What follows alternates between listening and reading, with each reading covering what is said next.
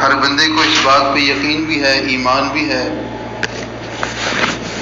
کہ یہ زمین، آسمان، چاند، ستارے، سورج، ہر چیز کا خالق و مالک اللہ تعالیٰ کی ذات ہے، اور مجھے اور آپ کو پیدا کرنے والا بھی اللہ ہی ہے، اور اللہ نے ہمیں دنیا میں ایک خاص مقصد کے لیے پیدا کیا ہے۔ وہ مقصد صرف ایک ہی ہے کہ اللہ کی عبادت کریں۔ بہت ہی مشہور آیت ہے، اللہ تعالیٰ کے ارشاد فرماتے ہیں قرآن مجید میں، وَمَا خَلَقْتُ الْجِنَّ وَالْإِنسَ إِلَّا لِيَعْبُدُونَ، انسانوں اور جنوں کو پیدا کیا صرف اور صرف اس لیے کہ وہ میری عبادت کریں۔ تو انسان کو اللہ نے اس لیے پیدا کیا کہ انسان اپنے رب کی عبادت کرے، لیکن انسان دنیا کی خوبصورتی میں گم ہو جاتا ہے، ایسا گم ہو جاتا ہے کہ اپنے خالق و مالک کو بھی بھول جاتا ہے اور اپنی تخلیق کے مقصد کو بھی بھول جاتا ہے۔ در حقیقت انسان انتہائی کمزور ہے۔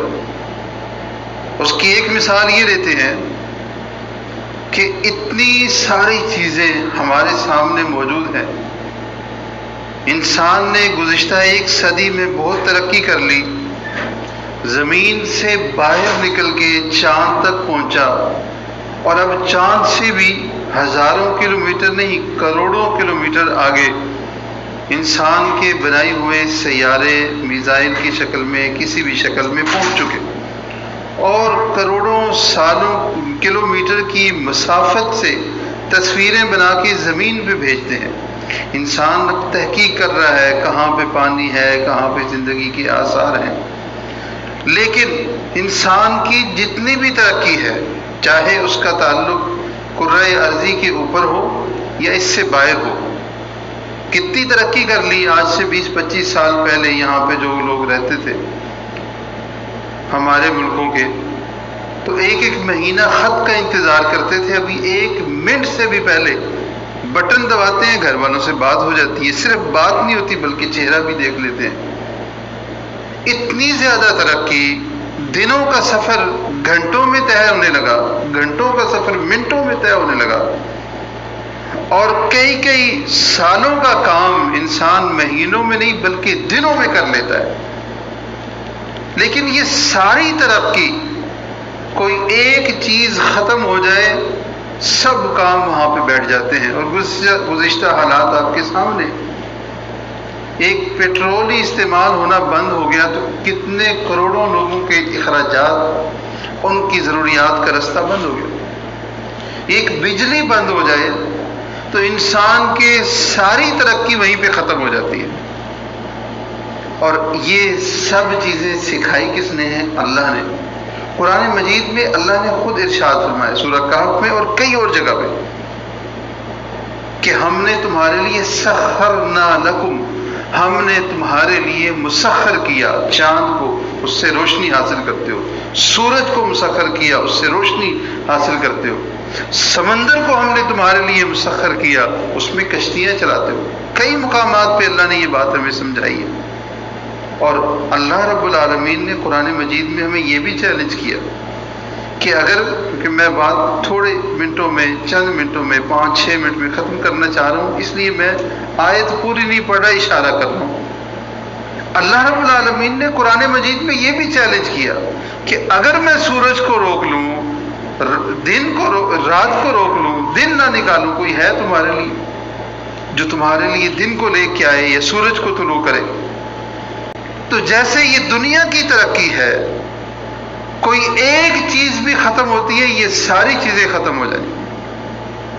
یہ تو دنیا کے حساب سے ہے، اور اللہ کا معاملہ تو یہ ہے، اللہ تو کہے کن فیکون، ہو جا تو ہر چیز ہو جاتی ہے۔ عربی میں کہتے ہیں کہ اللہ کا حکم کیسے ہے، بین الکاف والنون، کن، کاف اور نون میں کوئی فرق ہوتا ہے؟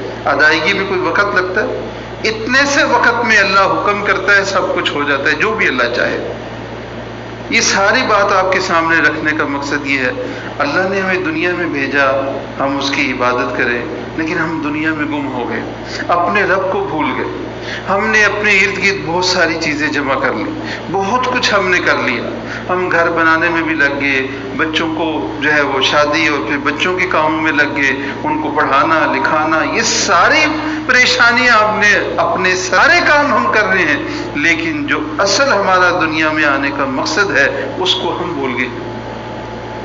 کمانا ضرورت ہے کہ یہ ہم کمائیں گے اپنے اوپر خرچ کریں گے، لیکن کمانا مقصد نہیں ہے۔ ہم نے کمائی کو مقصد بنا لیا اور ہماری دنیا میں جو پریشانیاں آتی ہیں ان کو دور کرنے کے لیے نماز کو ضرورت بنا لیا، عبادت کو ضرورت بنا لیا۔ عبادت ہمارا مقصد ہے اور کمائی یا دیگر سارے کام یہ ہماری ضرورت ہے، اور جب ہم مقصد کو سامنے رکھ کے یہ سارے کام کریں، چاہے وہ کمانے والا کام ہو، روزگار والا کام ہو، چاہے وہ اولاد ہو، چاہے وہ بیوی کا معاملہ ہو، چاہے وہ والدین کے ساتھ تعلق ہو، ان سب چیزوں کو اس مقصد کے سامنے رکھ کے پورا کریں تو ان میں سے ہر ایک کام کے اوپر ہمیں اجر ملتا ہے۔ اور ہم جن کاموں میں لگے ہوئے ہیں، ہم نے جن چیزوں کو اپنی زندگی کا مقصد بنا لیا ہے، فرق تو تھوڑا ہی ہے نا۔ ایک آدمی کھانا کھاتا ہے کس لیے؟ جینے کے لیے، تھوڑا کھاتا ہے تاکہ جتنی ضرورت ہے اتنی پوری ہو، اور ایک بندہ کھانے کے لیے جیتا ہے، وہ کھاتا ہی جاتا ہے کھاتا ہی جاتا ہے، اس کا وزن 200-300 کلو ہو جاتا ہے۔ تو دونوں میں فرق ہے نا، کام تو ایک ہی ہے، ایک نے اس کو ضرورت سمجھا اور ایک نے اس کو مقصد بنا لیا، اور یہی ہماری زندگی کے سارے کاموں کا ہے۔ انسان کیا چیز ہے؟ اللہ کا حکم آنا ہے، وقت آنا ہے موت کا، روح نکلنی ہے، اور پھر انسان میں جان نہیں رہنی۔ کبھی آپ نے دیکھے ہوں گے ایسے لوگ، مرتے ہوئے بھی دیکھے ہوں گے، میتیں بھی دیکھی ہوں گی، سب کچھ سلامت ہوتا ہے بظاہر، ہاتھ بازو سب چیزیں ہوتی ہیں، لیکن کیا ہوتا ہے کہ اس کی گھڑی تک اتار لیتے ہیں، کپڑے تک اتار لیتے ہیں، چادریں دو پہنا دیتے ہیں۔ یہ انسان کی حقیقت ہے۔ انسان کی ترقی یہ بھی عارضی ہے، کچھ بھی نہیں اس کی حیثیت، اور اسی طرح انسان کی زندگی بھی عارضی ہے، اور یہ سارا دنیا کا نظام اللہ کے حکم سے چلتا ہے، پہلے بھی چل رہا تھا، صدیوں سے نہیں، ہزاروں سالوں سے نہیں، بلکہ اربوں سالوں سے چل رہا ہے۔ کب سے چل رہا ہے؟ جب سے اللہ نے بنایا ہے، اور یہ چلتا رہے گا جب تک اللہ چاہے گا، لیکن انسان نے اپنے وقت پہ چلے جانا ہے۔ آئیے ہم اس بات کو سمجھ کے یہاں سے اٹھیں کہ ہمارا دنیا میں آنے کا مقصد اپنے رب کو راضی کرنا ہے، اپنے وقت کو قیمتی بنائیں، اپنے دن کے 24 گھنٹوں کو قیمتی بنائیں، ہر وقت کو اپنے رب کے حکم کے مطابق گزاریں، ہر کام کو اللہ کے حکم کے مطابق گزاریں۔